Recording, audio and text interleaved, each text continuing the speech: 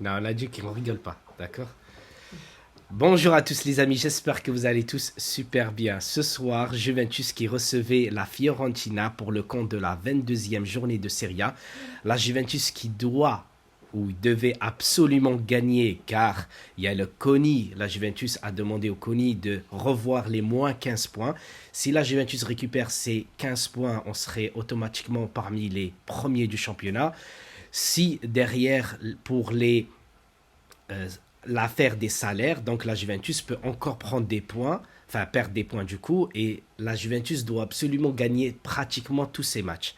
Ce soir, quand j'ai vu la feuille de match, avec, enfin le schéma, je vais dire, 3, 4, 2, 1, ou bien en 3, 4, 3, j'ai vraiment apprécié cette équipe, enfin je veux dire la composition, mais pas les joueurs. Parce que certains postes, je suis pas tout à fait d'accord, mais en même temps, on n'y peut rien. Quand on voit que Massimiliano Allegri continue à jouer avec les trois Brésiliens derrière, en défense, Danilo et Alexandro, voilà, chose qu'on aimerait tous ne pas voir à la Juventus, mais on n'a pas le choix.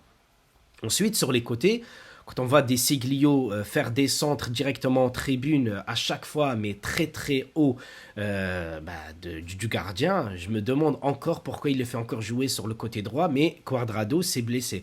Ça peut se comprendre. Kostic, par moment, il te fait de très bons centres, joue très très bien, et par moment, on le voit, c'est quasiment tous les jours de la Juventus.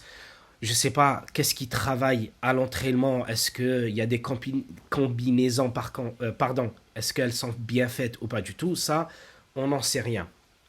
Et pour une fois, pour la première fois, je crois, de la saison, on a vu que Massimiliano Allegri a aligné Di Maria, Chiesa et Vlahovic en pointe. Ça, franchement, si on voit ça souvent avec ce même schéma, franchement, je serais très content parce qu'en milieu de terrain, quand tu mets Locatelli avec Rabiot, sachant que si Pogba revient, tu joueras peut-être avec Pogba et Locatelli. Sur les côtés, donc on a dit que ça serait beaucoup plus facile maintenant si on joue avec ce schéma-là. De voir l'année prochaine qu'est-ce qu'on devrait acheter et qu'est-ce qu'on devrait pas garder comme joueur. Franchement, c'est une très bonne chose. Et franchement, elle a de l'avenir si on joue avec ce schéma tactique.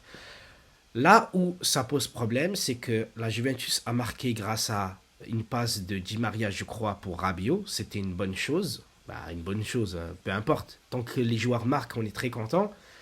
Là où la Juventus me fait mal à la tête, c'est que derrière, elle se met toute seule en difficulté. On ne défend, on passe que notre temps à défendre et on joue plus.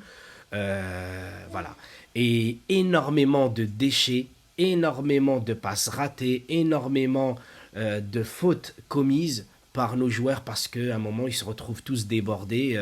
Parce qu'il n'y a plus personne qui est au milieu de terrain. Et quand je dis milieu de terrain, Rabiot, Locatelli, par moment, il devrait être soutenu comme, par Kostic ou bien par exemple, si c'est sur le côté gauche avec Chiesa, ou bien si sur l'autre côté, c'est avec Di Maria et De Seglio. Et le problème, c'est que la Juventus continue à défendre, à défendre, à défendre dès qu'elle marque. Et on a vu ça tout au long de cette deuxième période, pardon, encore une fois. Et qu'est-ce qui s'est passé? La Juventus, à la 88e minute, elle s'est fait rattraper au score par Castrovilli, si je ne me trompe pas. Et qu'est-ce qui fait l'arbitre? Heureusement, tous les joueurs, ils ont crié au scandale. Et apparemment, au lieu qu'il siffle faute sur Locatelli, il a sifflé un hors-jeu. Comme c'était le hors-jeu pour le deuxième but de la Juventus avec Vlahovic. Et en fait, toutes ces choses-là font comprendre que même si on a un super schéma tactique, même si on a de bons joueurs, entre guillemets, mis sur le terrain, enfin, les joueurs qu'on a, c'est les joueurs qu'on a. Hein. On ne peut pas prendre un joueur d'une équipe adverse. Eh ben, on ne joue pas au foot.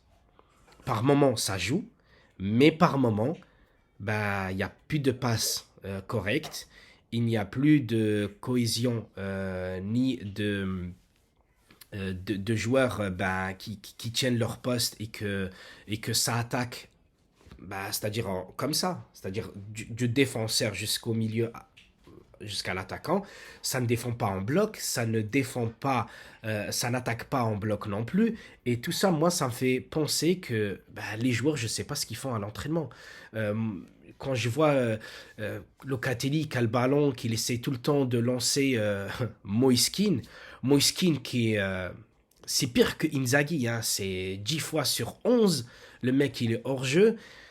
Je me pose des questions, pourquoi ça joue pas correctement? Donc voilà. Sur ce les amis, je peux pas en dire plus parce que c'est toujours la même chose.